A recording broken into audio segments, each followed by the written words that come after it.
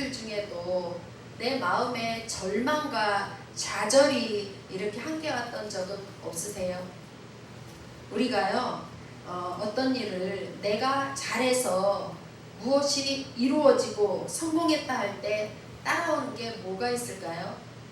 내가 잘했다, 내가 노력하고 내가 힘들이고 내가 얼마나 애써서 이 가정을 일으켰는데, 내가 어떤 것을 했는데 라고 할 때 바로 따라오는 게 세트로 교만이 따라오게 됩니다.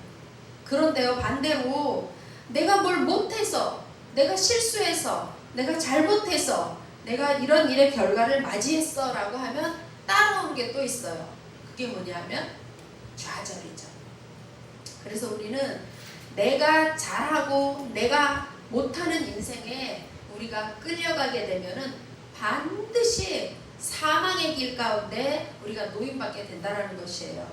어제도 제가 막내에게 전화를 좀, 하나님의 사람이면 그랬구나, 3만 원은 그런데 좀 작은 것 같지 않을까? 뭐 하면서 이렇게 좀 이렇게 부드럽게 설득력 있게 했으면 어떻겠어요? 마음으로 벌써 판단을 확 한 거죠. 아니, 얘가 이 정신으로 세상을 어떻게 살아가는 거야? 도대체 얘는 세상을 아는 거야? 모르는 거야? 막 이 높아심과 더불어서 제가 막 화가 속에서 막 일었었거든요. 그러면서 제가 정말 하나님 앞에 얼마나 제 인생에 정말 대차대조표를 적나라하게 들킨 거죠. 평소는 잘 모르는데, 평소는 그렇게 사는 게 맞는 것 같고 똑똑한 판단이고 결정인 것 같은데, 막상 아이와 통화를 하고 나서 저의 모습은 너무나 좌절이 됐었어요. 정말 와, 내가 무슨 설교자라고, 내가 무슨 목사라고, 내가 무슨 하나님의 사랑을 전할 자격이 있어 하면서 저를 막 자책했었거든요. 근데 복음성가가 하나 떠오르더라고요.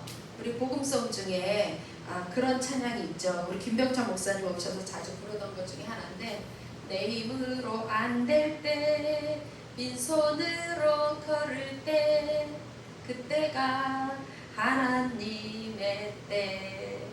내 힘으로 안 될 때, 빈손으로 걸을 때, 그때가 하나님의 때라는 것이에요.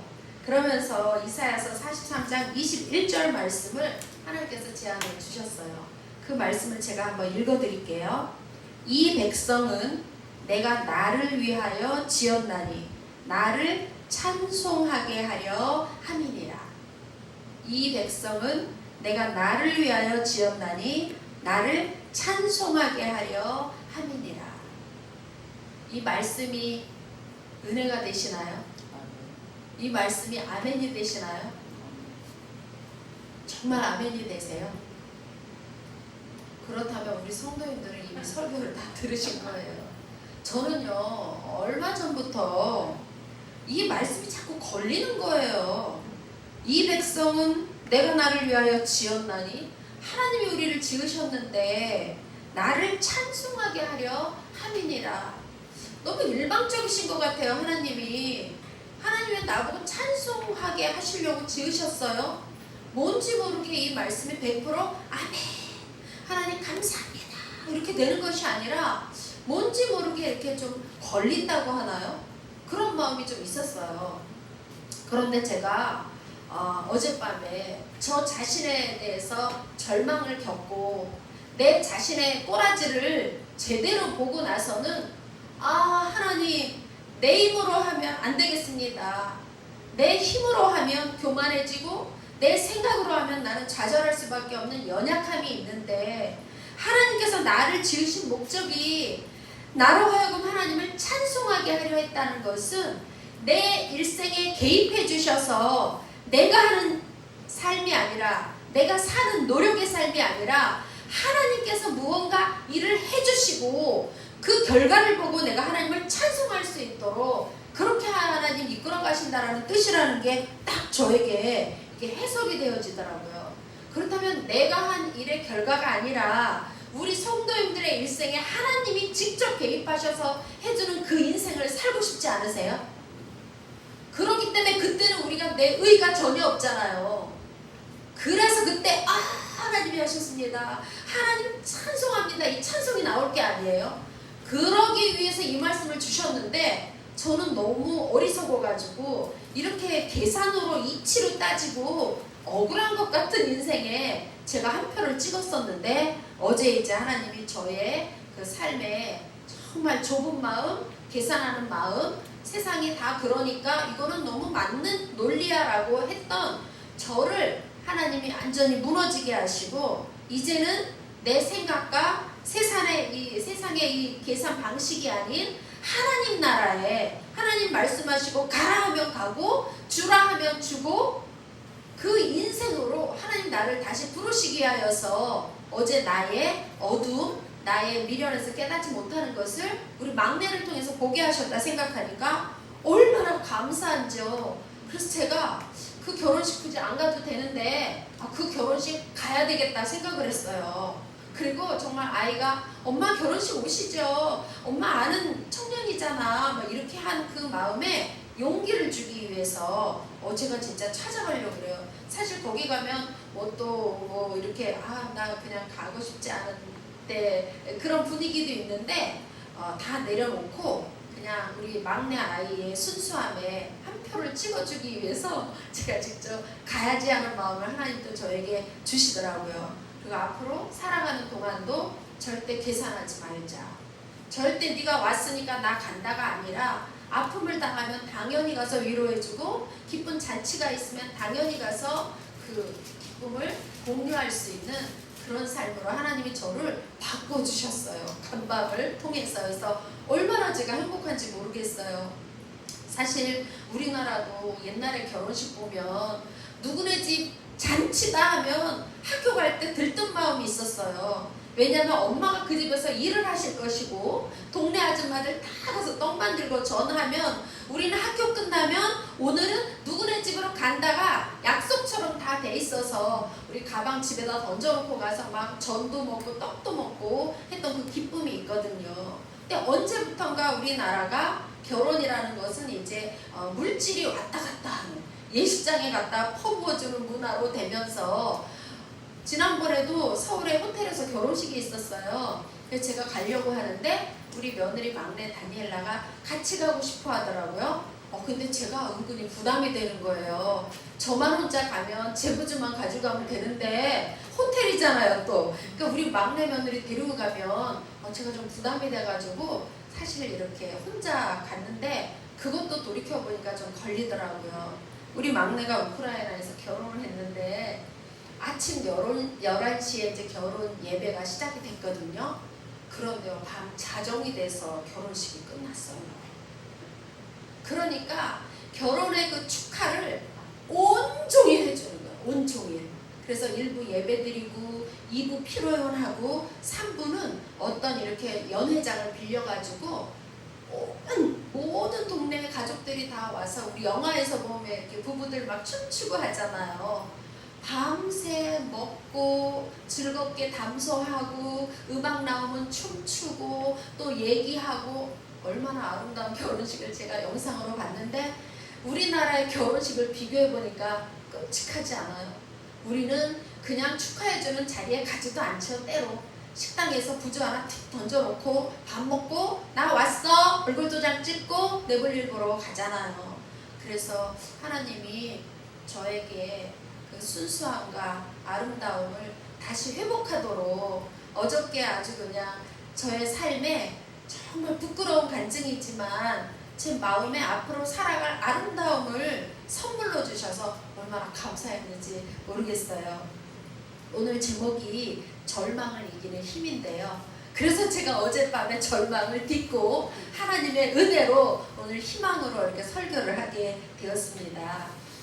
오늘 저희가 읽었던 사무엘상 11장을 보면요, 암몬 사람 나하스가 올라와서 길르한 야베스에 맞서 진을 쳤다 그랬습니다. 즉 전쟁이 지금 이제 벌어지고 있는 상황이죠. 러시아와 우크라이나가 이렇게 지금 대치했듯이요.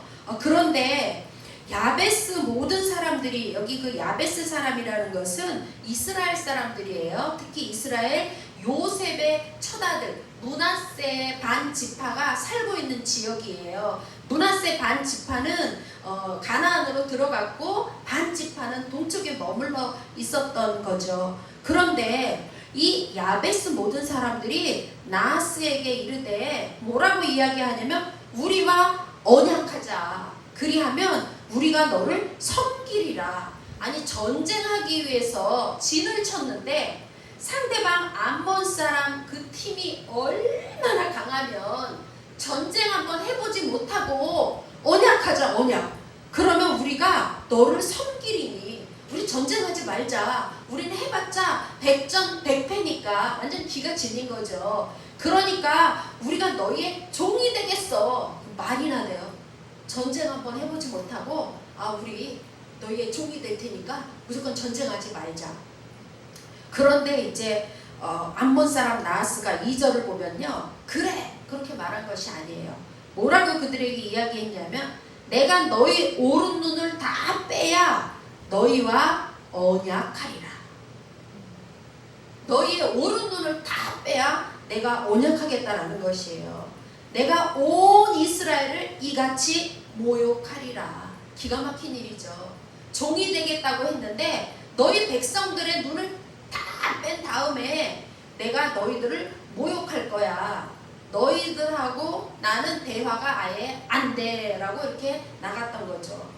그러니 이 야베스 사람들이 그 장로들이 너무 마음이 다급해졌어요. 그래서 우리에게 1일 동안 8일 동안 말미를 달라. 기회 시간을 달라. 그러면 우리가 이스라엘 온 지역의 전령들을 보내서 만일 우리를 구원할 자가 없으면 내게 나아가리라. 만약에 우리를 도와줄 이스라엘 백성들이 없다라면 우리가 이제 너희 말대로 우리가 나갈 것이다. 이렇게 이야기했죠.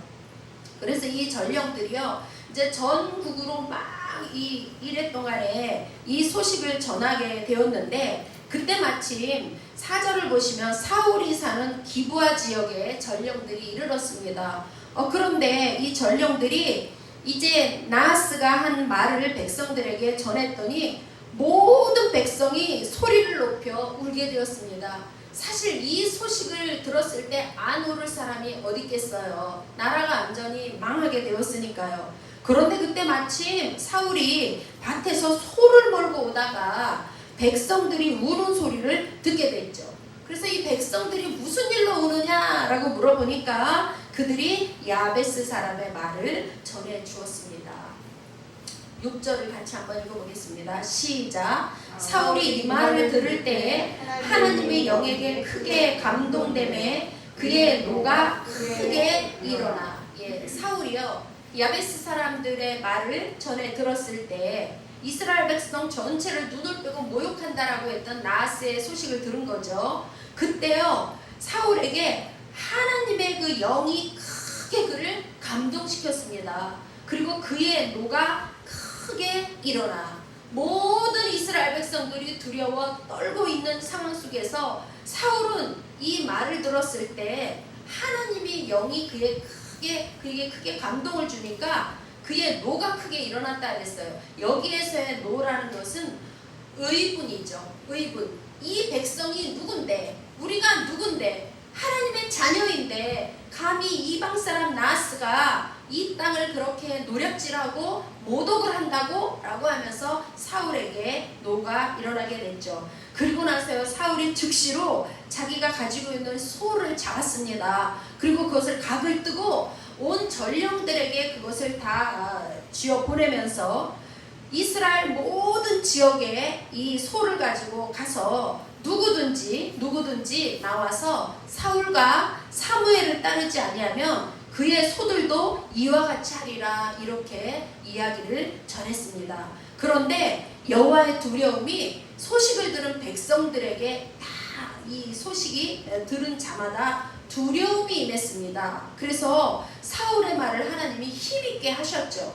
그리고 그 사람들이 이제 두려움 가운데 우리가 만약에 이 전쟁에 나가지 아니하면 이렇게 소를 각을 뜨듯이 우리의 소도 그렇고 우리의 삶도 위태롭겠구나 생각을 하고 그들이 한 사람같이 나오게 되었습니다. 그래서요 8절을 보시면 사울이 그 백성들의 수를 배색해서 세워보았는데요. 이스라엘 자손이 30만 명 그리고 유다 사람이 3만 명이었습니다. 처음에 나하스가 쳐들어왔을 때 무조건 백기 들고 항복하려고 했던 이스라엘 백성들이요, 하나님의 영에 감동된 사울의 소식을 듣고 나서는 이렇게 일심으로 전쟁에 나갈 수 있는 용기가 생기게 되었던 거죠. 그러니까요, 우리가 한 사람 한 사람 언어가 굉장히 중요해요.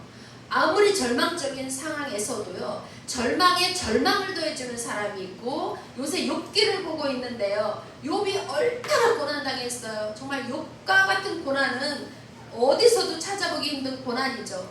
그런데 그를 위로해주러 왔던 세 친구들은요, 욥을 절망에 절망으로도 빠뜨리는 것을 볼 수가 있어요. 그런데 오늘 이 사울은요, 이스라엘 백성이 완전 절망에 빠져 있는데 그는 이스라엘 백성들을 나오게 합니다.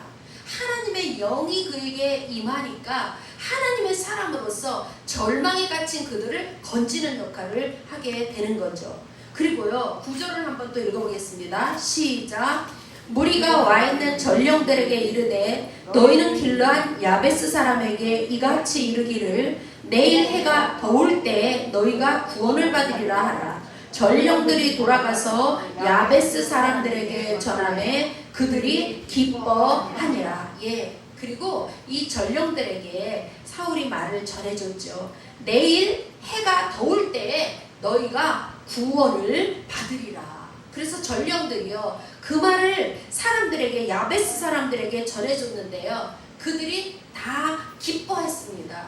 사실 야베스 사람들 믿음도 참 대단한 거 아니에요? 무시할 수도 있지 않아요? 아니, 사울이 뭔데 지금 저 암몬의 나하스를 어떻게 우리가 이길 수가 있어? 라고 부정의 언어로 맞받아칠 수도 있죠. 요즘 말로 반사할 수도 있는데 이들은요, 그대로 그 소식을 듣고 기뻐했다라고 나오고 있습니다. 그리고 나서 이제 11절에 야베스 사람들이 우리도 내일 너희에게 나아가겠다. 그리고 너희 생각에 좋을 대로 우리에게 다 행하라. 모든 정권을 이제 사울의 그 부대, 사울에게 다 맡기고 있죠. 그리고 11절 같이 한번 읽겠습니다. 시작. 이튿날 사울이 백성을 3대로 나누고 새벽에 적진 한가운데로 들어가서 날이 더울 때까지 암몬 사람들을 치매 남은 자가 다 흩어져서 둘도 함께한 자가 없었더라. 예, 그 다음날 싸움이 벌어졌는데요, 사울이 이 군인들을 3대로, 세 군데로 나누어서 새벽에 적진 한가운데로 들어갔습니다.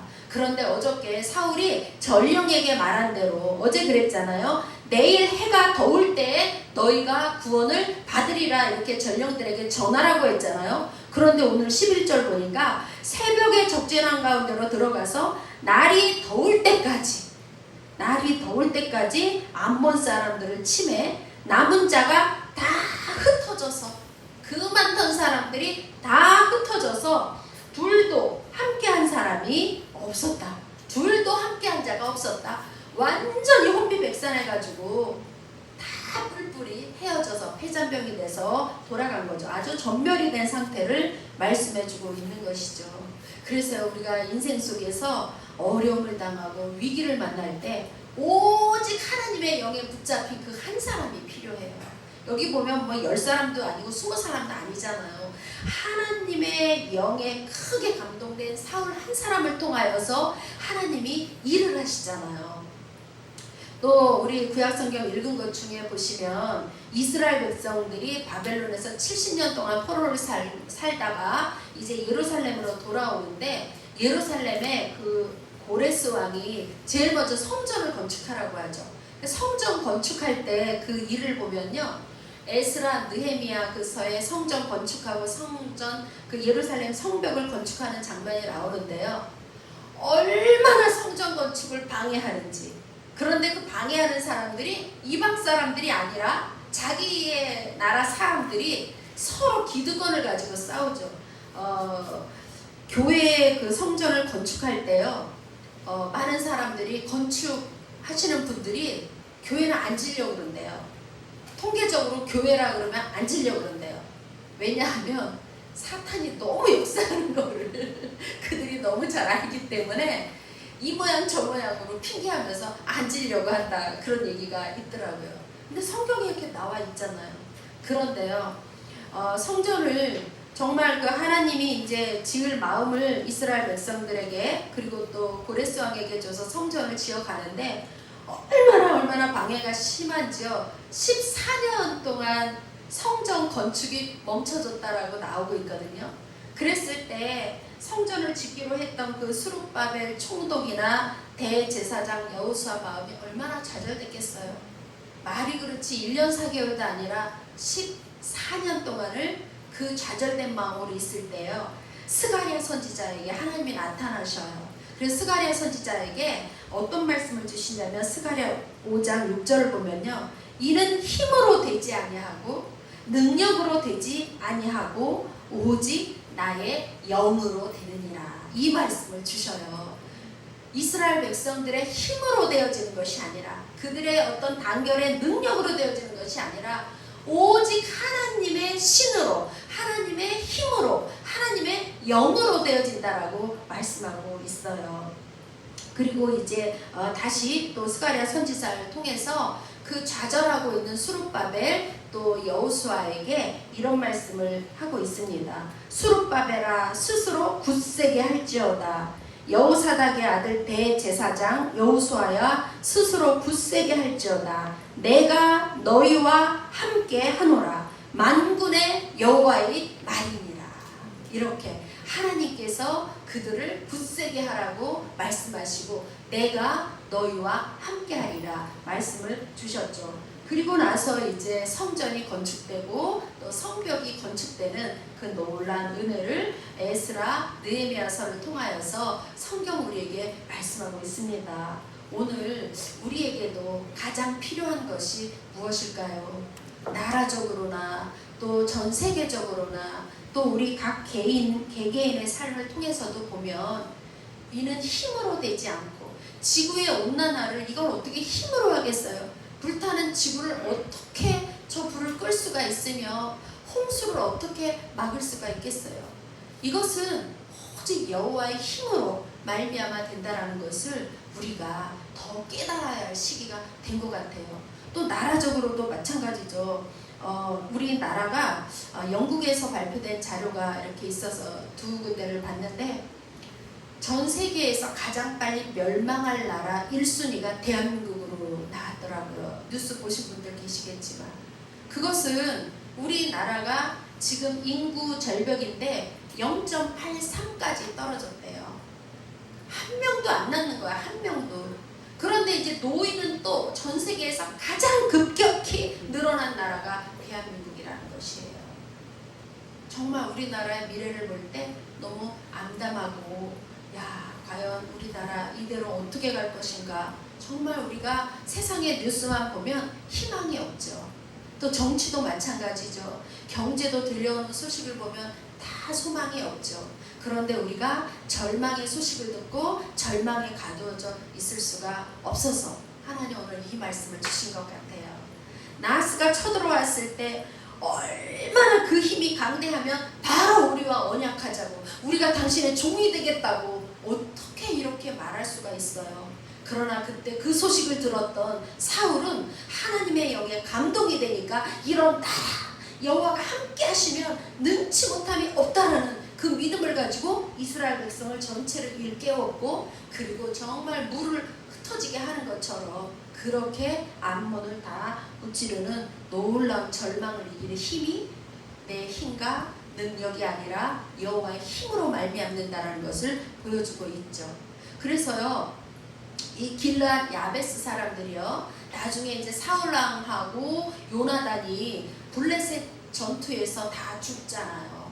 아들들하고 같이 죽는데요, 그 사울을 죽여가지고 목을 베고 또 갑옷을 벗기고 해가지고 그 벳산 그 성벽에다가 그 갖다 박아놨어요.